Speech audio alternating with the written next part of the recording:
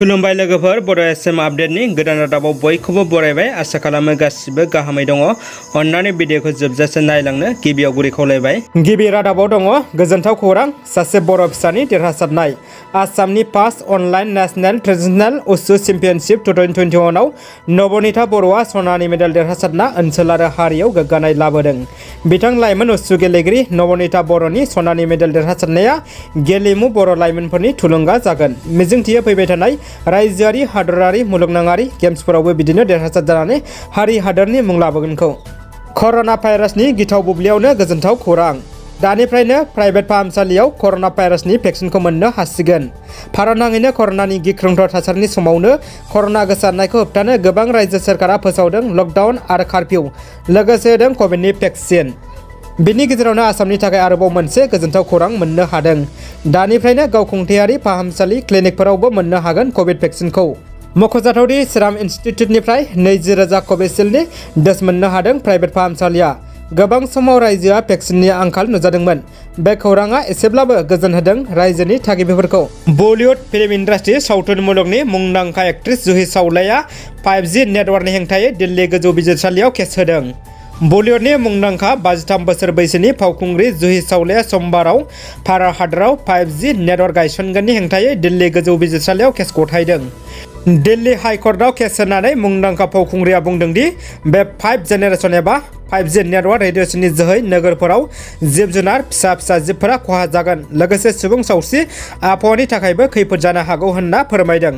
बिथांनि केस हियारिंखौ बिजिरगिरि सि हरिशंकरआ 2 जुनाव थि खालामबाय होनना खौरांनि गेजेरजों मिथिहोदों। दानिया फैबावदों गुबुन मोनसे खौराङाव दुखुनि खौरां।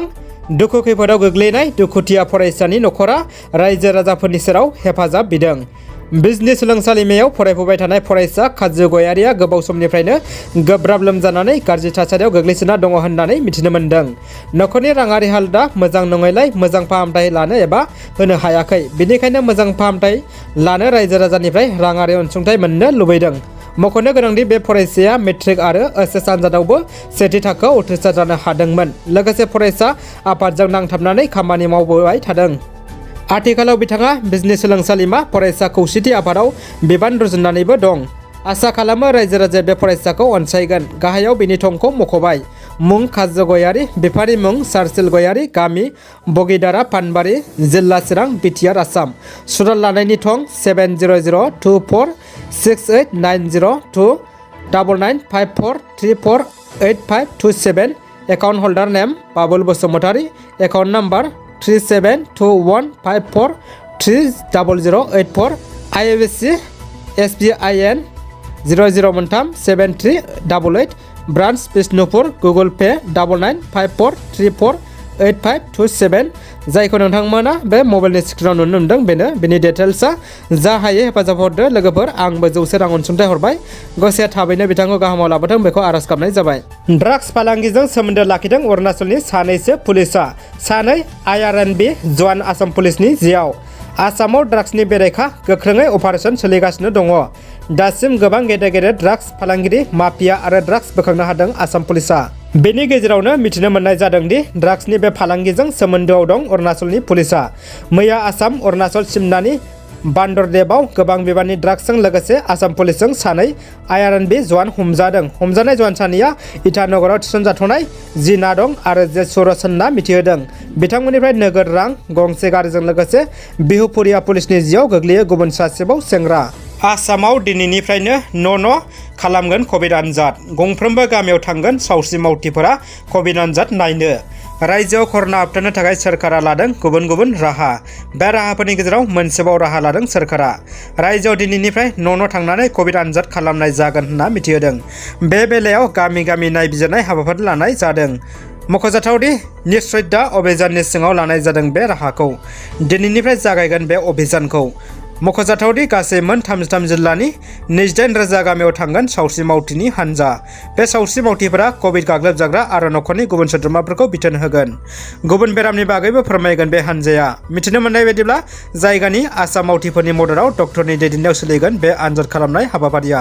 गेलेमुनि खौरां। भारत माहारियारि फुटबल हान्जाजों एसियानि गोख्रों फुटबल हान्जा आरो 2022 मायथाइनि फिफा बुहुम कापखौ खुंगोन हादोर काटारजों मोगा-मोगि जागोन। फैगौ 3 जुन हरनि 10:20 रिंगायाव नायनो हागोन स्टार स्पर्ट्स नेटवर्क चेनेलाव बे गोनांथार वर्ल्ड काप क्वालिफायर मेट्सखौ। बे मेट्सआ भारत हादरनि थाखाय नोजोर बोथाव जागोन मानोना काटार फुटबल टीमआ एशियानि गोख्रोंसिन टीम आरो एशियान फुटबल कन्फेडारेशनाव देरहासार जानाय। बे हिसाबै गोख्रों मोगा-मोगि जागोन। गोजोनथावनासिन मुजिथावनासिन खौराङा बेसेदि जोंनि बर' हारिनि जोलुर गेलेगिरि हलिचरन नार्जारिया बे मेट्सआव हादरनि जानानै गेलेगोन। भारत हादरनि थाखाय बेयो जारिमिननि सान। दानिया फैदो जोबथा खौराङाव। दुबाइ सोहोराव खुंनाय एशियान बक्सिं चेम्पियनशिपआव शिव थापाया सिलभार मेडेल देरहानो हादों। लाभलिना बरग'हाइया ब्रन्जनि मेडेल देरहासारदों। आसामनि मुंदांखा बक्सार शिव थापाया दुबाइआव सोलिबाय थानाय एशियान बक्सिं चेम्पियनशिप 2021 आव सिलभार मेडेल देरहानो हायो। थापाया 64 केजि मेन्स फाइनालाव मंग'लिया हादरनि बाटारचुक शिनज'गिरिजों 2-3 पइन्टआव जेनो। लोगो लोगो शिव थापाया भारतनि गिबिसिन बक्सार जायो जाय एशियान बक्सिं चेम्पियनशिपआव 5थि खेबनि थाखाय मेडेल देरहानो हायो। 27 बोसोर बैसोनि बक्सार बिथां शिव थापाया एशियान बक्सिं केरियारखौ 2013 मायथाइयाव गल्ड मेडेल देरहानानै जागायदोंमोन। बेनि उनाव 2015 आव ब्रन्ज, 2017 आव सिलभार आरो 2019 आव ब्रन्ज मेडेल देरहानो हादोंमोन। शिव थापानि सिलभार मेडेल देरहानायाव आसामनि गिबि मन्थ्रि बिथाङा साबायखर आरो हामलायथि होयो। गुबुन फारसे आसामनिनो आइजो बक्सार लाभलिना बरग'हाइया 69 केजि केटेगरिनि बादायनायाव ब्रन्ज मेडेल देरहानो हायो। बिथांनि देरहानायावबो गिबि मन्थ्रि हिमन्त बिश्व शर्मा बिथाङा हामलायथि बावहरदों। रादाबा एसेनोसै लोगोफोर। भिडिअखौ अननानै लाइक, कमेन्ट, शेयार खालाम। चेनेलाव गोदानब्ला साबस्क्राइब खालाम। भिडिअखौ नायनायनि थाखाय गोजोननाय हरबाय। नोंथांखौ सोरजिगिरिया गाहामै लाखिथों। गोजोन्थों।